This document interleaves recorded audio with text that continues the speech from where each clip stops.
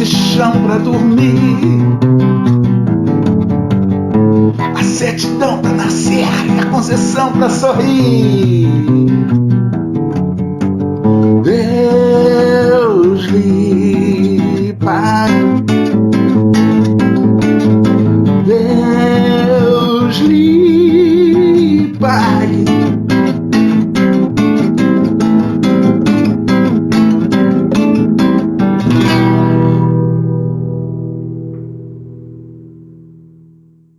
Esse vídeo é sobre esse lançamento do Fábio Shiva, ex-Fábio Barreto Lopes, né, que nós temos sobrenome em comum, Diário de um Imago. Na verdade, é mais para mago, porque eles são magos, principalmente o Fábio, né, Shiva, né, óbvio. Imago Morte é uma banda brasileira que foi fundada no Rio de Janeiro por dois irmãos baianos, Fabrício e Fábio. Esse livro é encantador.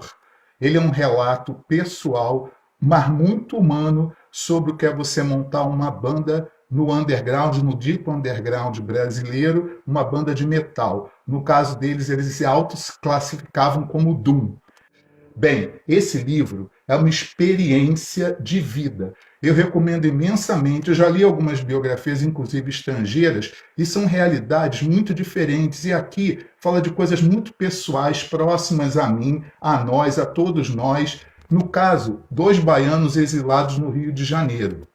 Aí conta tudo. Eu não vou entrar em detalhes, mas é fantástico. Eu recomendo, editora Natasha, parece Natasha, né? Aí, enfim, eu vou colocar os links aqui para vocês adquirirem. A contribuição que eu posso dar... primeiro, preciso falar de uma coisa. Capa, Edgar Franco, que era correspondente deles na época e se tornou um grande amigo e depois um ótimo amigo meu, que é um artista multimídia fabuloso, tá? Então, o que acontece? O Imago foi gravar seu primeiro CD. Na época, anos 90, era a primeira fase da Dorsal, que ela estava muito ativa, e eles me convidaram para produzir o CD, Images from the Shade Gallery. Inclusive, recentemente mais ou menos, né, uns 2 anos, eu fiz uma história em quadrinho para ser publicada pelo Felipe CDC de Brasília, em um livro dele sobre discos undergrounds brasileiros. Ainda não foi editado, mas aqui vocês podem ver algumas das imagens relativas a esse quadrinho. Bem, eu queria só fazer um relato pessoal, porque é muito estranho. Aqui tem um capítulo sobre mim, né, chamado Vândalo. Como é que eu entrei na vida deles, como é que fui produzir o disco, o que eles sentiram quando a gente trabalhou junto. É uma história muito complexa e é curioso você se ler e ler uma análise de outras pessoas sobre você. É muito curioso, mas é uma experiência de vida. Como tudo, é uma experiência de vida. Então, o que eu queria acrescentar, que não está no livro, mas é uma história que eu nunca esquecerei, porque ela é muito pessoal, emotiva e, de certa forma, engrandecedora para todos nós, que é assim. Eles estavam gravando o disco, na época estavam sem vocalista, entrou um vocalista novo. Quando esse menino, rapaz, não sei a idade dele na época, anos 90, ele entrou no estúdio, era um ex-aluno de guitarra meu que tinha me dado uma volta. Aí eu fiquei na minha, não falei nada, ele começou a gravar e nitidamente ele estava incomodado com a minha presença. Então o Fábio baixista, autor do livro, ele veio conversar comigo e falou: olha, ele não está se sentindo muito bem, ele não quer que você esteja presente nas sessões de gravação de voz. Eu falei: ok, tudo bem, estamos juntos, beleza. E o que acontece?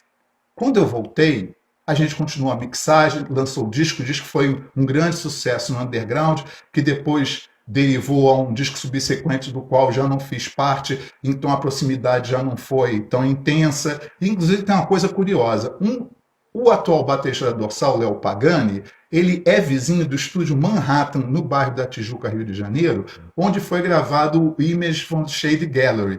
É assim, sabe essas coincidências da vida, como o mundo é pequeno, e o humano é uma eterna repetição de si mesmo, né? No final das contas é isso. Bem, voltando ao assunto.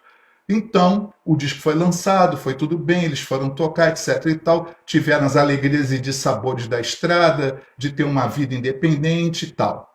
Aí, anos depois, o Fábio falou comigo que o vocalista, esse daí que pediu para eu sair do estúdio, tinha saído da banda. Eu falei: saiu mesmo? Ele falou: saiu. Aí eu contei para ele, pois é, esse cara me deu uma volta, é um enrolado, etc e tal. Aí o Fábio ficou admirado, mas por que você não contou isso pra gente na época? Eu não contei porque minha questão não é fazer fofoca, parece melindre, sabe, pequenices. Esse cara, isso é mó bobeira. Vamos trabalhar, vamos fazer as coisas. E a vida, por si mesmo, mostra quem é quem.